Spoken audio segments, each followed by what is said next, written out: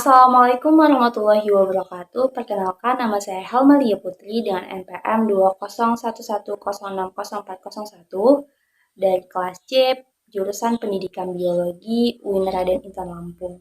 Di sini saya akan menjelaskan materi mengenai jenis-jenis dan karakteristik media pembelajaran.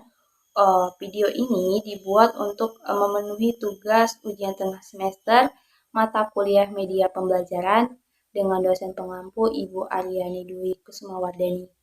Selamat menonton teman-teman semuanya. Yang pertama itu adalah jenis media pembelajaran. Berbagai sudut pandang untuk menggolongkan jenis-jenis media. Menggolongkan media ini berdasarkan 3 unsur pokok. Yang pertama ada suara, visual, dan gerak. Nah, media pembelajaran itu dibagi menjadi 8. Yang pertama ada media audio, yang kedua ada media audio semi gerak, yang ketiga ada media visual diam, yang keempat ada media cetak, yang kelima ada media visual gerak, yang keenam ada media audio visual diam, yang ketujuh ada media visual semi gerak, dan yang terakhir yang kedelapan ada media audio visual gerak. Anderson pada tahun 1976 juga menggolongkan media pembelajaran itu menjadi 8. Yang pertama yaitu ada audio atau bisa berupa kaset atau CD. Yang kedua ada cetak, itu bisa berupa buku atau modul. Yang ketiga ada audio cetak. Yang keempat ada proyeksi visual diam. Yang kelima ada objek fisik. Yang keenam ada manusia dan lingkungan. Yang ketujuh ada komputer. Dan yang kedelapan ada audio visual gerak. Selain Anderson, Henrik juga menggolongkan media pembelajaran itu menjadi beberapa golongan. Yang pertama ada media yang tidak diproyeksikan, yang kedua ada media video, yang ketiga ada media audio, yang keempat ada media berbasis komputer, dan yang kelima ada multimedia kit. Selanjutnya yaitu adalah karakteristik media pembelajaran. Nah, yang pertama itu ada media proyeksi. Media proyeksi yang pertama itu dibagi menjadi satu, transparansi OHP. Nah, merupakan alat bantu mengajar tatap muka sejati. Sebab tata letak ruang kelas seperti biasa guru dapat bertatap muka dengan siswa. Nah, perangkat media ini itu meliputi perangkat lunak yaitu overhead transparansi atau OHT dan perangkat keras atau overhead projector.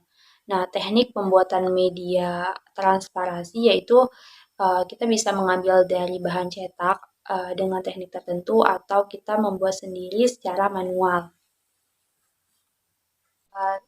Yang kedua ada film bingkai atau slide. Itu adalah film transparan yang umumnya itu berukuran 35 mm dan diberi bingkai 2x2 yang terpisah satu sama lain. Nah, manfaat film bingkai ini hampir sama dengan transparansi OHP, hanya saja kualitas visual yang dihasilkan itu lebih bagus. Nah, sedangkan kelemahannya adalah biaya produksi dan peralatan lebih mahal serta kurang praktis untuk menyajikan dibutuhkan karena kita membutuhkan proyektor slide. Selanjutnya yaitu media yang tidak diproyeksikan. Yang pertama ada media realita, itu adalah benda nyata.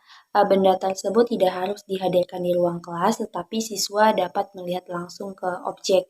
Nah, kelebihan dari media realita ini adalah dapat memberikan pengalaman nyata kepada siswa.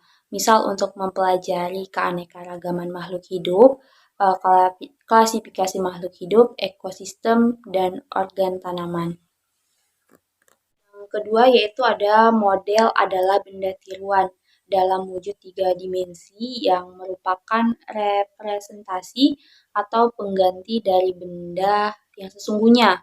Nah, penggunaan model untuk mengatasi kendala tertentu sebagai pengganti realita. Misal untuk mempelajari sistem gerak, pencernaan, pernapasan, peredaran darah, sistem sekresi, dan syaraf pada hewan.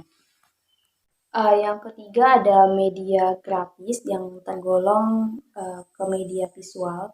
yang menyalurkan pesan melalui simbol-simbol visual. Nah, fungsi dari media grafis ini adalah menarik perhatian, memperjelas sajian pelajaran, dan mengilustrasikan suatu fakta atau konsep yang mudah terlupakan jika hanya dilakukan melalui penjelasan verbal. Selanjutnya yaitu jenis-jenis media grafis. Yang pertama itu gambar atau foto, yaitu paling umum yang sering digunakan dalam pembelajaran.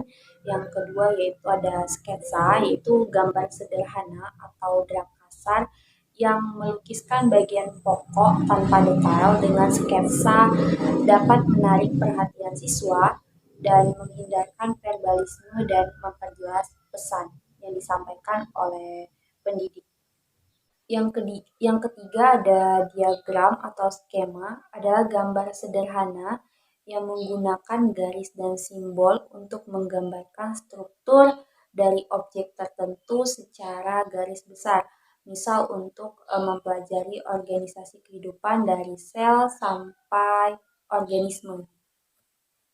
Yang keempat ada bagian atau chart. Nah, ini menyajikan ide atau konsep yang sulit sehingga lebih mudah dicerna siswa. Selain itu, bagan mampu memberikan ringkasan butir-butir penting dari penyajian. Dalam bagan sering dijumpai juga bentuk grafis lain seperti gambar, diagram, kartun, atau lambang verbal. Yang terakhir, yang kelima, yaitu ada grafik. Grafik ini adalah gambar sederhana yang menggunakan garis, titik, simbol, verbal, atau bentuk tertentu yang menggambarkan data kuantitatif, misal untuk mempelajari pertumbuhan pada tanaman atau manusia.